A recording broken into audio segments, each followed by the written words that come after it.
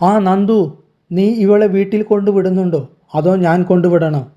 അമ്മയുടെ ചോദ്യം കേട്ടാണ് നന്ദു വീട്ടിലേക്ക് കയറിയത്. എന്താണ് അമ്മ ഇങ്ങനെ? ഓഫീസിൽ വേണ്ടുവോളം പണികൾ എനിക്കുണ്ട്.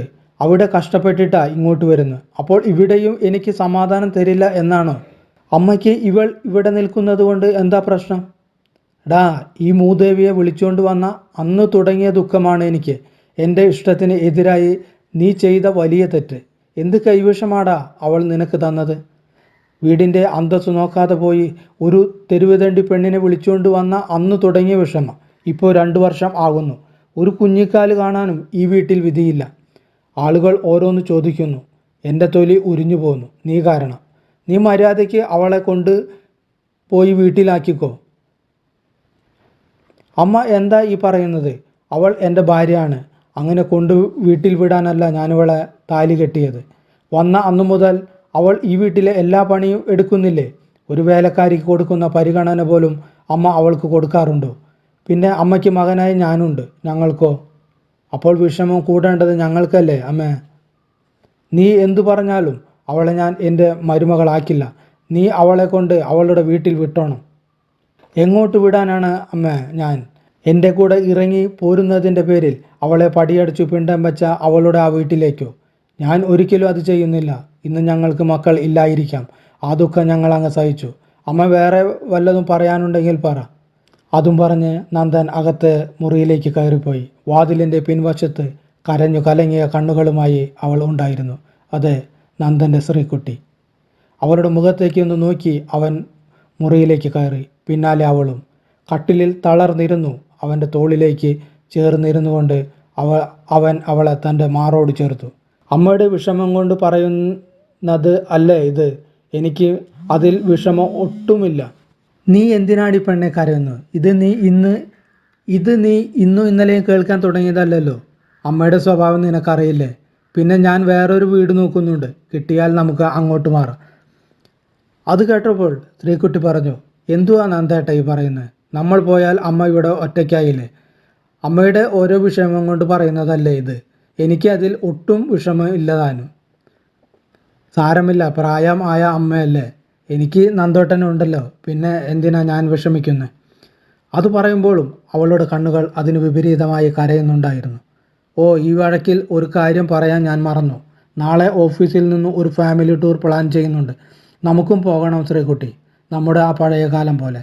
ആ പഴയ കമിതാക്കളായി നന്ദനും നന്ദൻ്റെ പ്രിയ ശ്രീകുട്ടിയുമായി നമ്മൾ. അവൻ അതും പറഞ്ഞു അവളുടെ കവിളിൽ ഒരു ഉമ്മ കൊടുത്തു. അത് സന്തോഷമുള്ള കാര്യമായിരുന്നു. എങ്കിലും അവളുടെ മുഖത്ത് ആ സന്തോഷം തെളിഞ്ഞില്ല. കാര്യം നന്ദന് അറിയാമായിരുന്നു. അമ്മ ഇതിന് സമ്മതിക്കുമോ എന്നുള്ള പേടി അവൾക്കുണ്ടായിരുന്നു. അവൻ അവളെ ഒന്നുകൂടി ചേർത്ത് പിടിച്ചു. ആ സ്നേഹത്തിൽ എല്ലാ ദുഃഖങ്ങളും അവൾക്ക് മറക്കാൻ കഴിയുമായിരുന്നു. പിറ്റേന്ന് രാവിലെ അവരെ രണ്ടാളെയും കണ്ടപ്പോൾ നന്ദൻ്റെ അമ്മ, നീ എങ്ങോട്ടാ ഇവളെയും കൂട്ടി രാവിലെ തന്നെ അണിഞ്ഞൊരുങ്ങിയിട്ട്? വീട്ടിൽ കൊണ്ടാക്കാനാണോ? നന്ദൻ്റെ അമ്മയുടെ ചുണ്ടിൽ ഒരു വശ്യമായ ചിരിയും മുഖത്ത് സന്തോഷവും നിറഞ്ഞു നിന്നു. അതെ, അമ്മയുടെ ഇഷ്ടം തന്നെ നടക്കട്ടെ. ഞാൻ ഇവളെ അവിടെ ആക്കി വരാം. പിന്നെ 2 ദിവസം കഴിഞ്ഞ് ഞാൻ വരും. ഓഫീസിൽ നിന്ന് ഒരു ആവശ്യമായി പുറത്തൊന്ന് പോകണം. ഒന്നും മനസ്സിലാകാതെ ശ്രീകുട്ടി നന്ദനെ നോക്കി. അവൻ അവളെ ഒന്ന് കണ്ണുറുക്കി കാണിച്ചു. ശരി മോനെ, മോൻ പോയി വേഗം വാ. അത് കേട്ടപ്പോൾ നന്ദൻ ശ്രീകുട്ടിയെ ഒന്ന് ഇരുത്തി നോക്കി. എല്ലാം ജയിച്ച ഭാവം ആയിരുന്നു അവരുടെ മുഖത്ത്. ചേട്ടൻ എന്തിനാ അമ്മയോട് കള്ളം പറഞ്ഞത്? ഓട്ടോയിൽ ഓഫീസിലേക്ക് പോകുമ്പോൾ ശ്രീകുട്ടി നന്ദനോട് ചോദിച്ചു.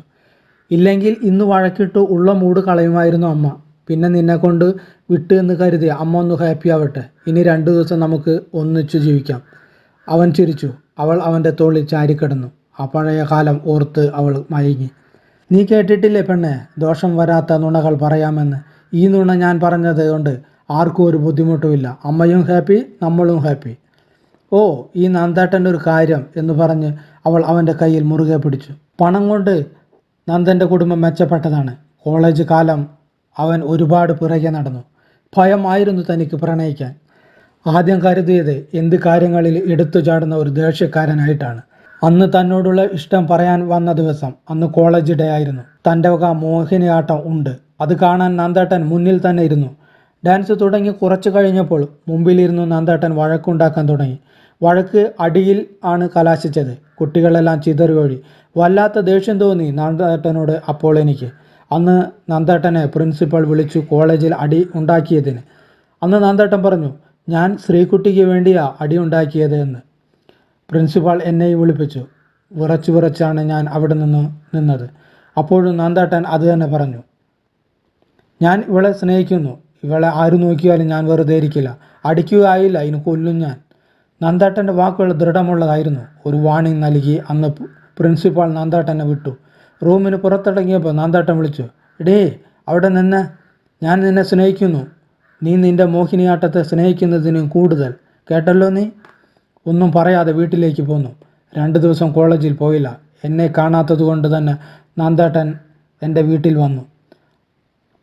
അന്ന് അവിടെ ആരും ഇല്ലായിരുന്നു. എന്തൊക്കെയോ പറഞ്ഞു. കുറേ നേരം അവിടെ ഇരുന്നു. ഇറങ്ങാൻ സമയമായപ്പോൾ എല്ലാം തകിടുമറിച്ചുകൊണ്ട് അച്ഛനും അമ്മയും വീട്ടിൽ തിരിച്ചു വന്നത്. പിന്നെ അച്ഛനും നന്ദേട്ടനും കൂടി വഴക്കായി. ആളുകൾ കൂടി. അന്ന് അവിടെ നിന്നും എൻ്റെ കൈയും പിടിച്ച് ഇറങ്ങിയതാണ്. നന്ദേട്ടൻ്റെ വീട്ടിലും മറിച്ചായിരുന്നില്ല അനുഭവം. അവിടെയും എനിക്ക് വേണ്ടി നന്ദേട്ടൻ വാദിച്ചു. അത് ഇന്നും തുടരുന്നു. ഹേയ്, ഉറങ്ങുവാണോ? നന്ദേട്ടൻ്റെ ചോദ്യം കേട്ടാണ് ശ്രീകുട്ടി ഉണർന്നത്. അപ്പോഴേക്കും ഓഫീസ് എത്തിയിരുന്നു. പോകാൻ തയ്യാറായി. എല്ലാവരും അവിടെ അവർക്കായി വെയിറ്റ് ചെയ്യുകയായിരുന്നു. അപ്പോഴാണ് നന്ദൻ്റെ ഫോൺ ശബ്ദിച്ചത്. വീടിനടുത്തുള്ള കുമാരേട്ടൻ ആയിരുന്നു ഫോൺ. അവൻ ഫോൺ അറ്റൻഡ് ചെയ്തു. ഹലോ കുമാരേട്ട, എന്താ വിശേഷം? ഹലോ, നന്ദുമോനല്ലേ? അതെ, അമ്മയ്ക്ക് ഒരു ആക്സിഡൻറ്റ് പറ്റി നന്ദുമോനെ. ഇപ്പോൾ സിറ്റി ഹോസ്പിറ്റലിൽ അഡ്മിറ്റാണ്. മോൻ വേഗം വാ, ലേശം സീരിയസ് ആണ്. അത് കേട്ടപാടെ വേഗം തന്നെ അവർ രണ്ടുപേരും സിറ്റി ഹോസ്പിറ്റലിലെത്തി. അവർ നേരെ ICUയിലേക്ക് ചെന്നു. പുറത്ത് കുമാരൻ ചേട്ടനും ഭാര്യയും ഉണ്ടായിരുന്നു. എന്താ കുമാരൻ ചേട്ടാ, എന്താ പറ്റിയത് അമ്മയ്ക്ക്? അക്ഷമനായി നന്ദൻ തിരക്കി. ടെറസിൽ നിന്ന് വീണതാ മോനെ, അല്പം സീരിയസ് ആണ്. ഓപ്പറേഷൻ വേണം എന്നാ ഡോക്ടർ പറയുന്നത്. വീഴ്ചയിൽ അമ്മയുടെ തലയിലേക്കുള്ള ഞരമ്പിന് ക്ഷതം പറ്റിയിട്ടുണ്ടെന്നാണ് ഡോക്ടർ പറയുന്നത്.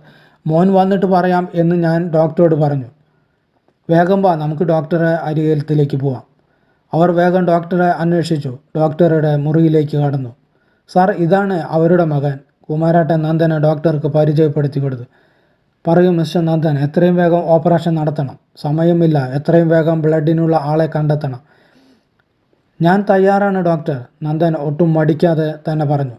സിസ്റ്റർ, ഇയാളെ കൊണ്ടുപോയി ഗ്രൂപ്പ് ഏതാണെന്ന് ചെക്ക് ചെയ്യൂ. നന്ദൻ നഴ്സിൻ്റെ കൂടെ പുറത്തേക്ക് പോയി. കുമാരൻ നേരെ ICUയിലേക്ക് പോയി. അല്പം സമയം കഴിഞ്ഞ് നന്ദൻ എത്തി. അവർ ICUയിലേക്ക് ഒന്ന് നോക്കി. അവിടെ തൻ്റെ അമ്മ വെന്റിലേറ്ററിൽ കിടക്കുന്നു.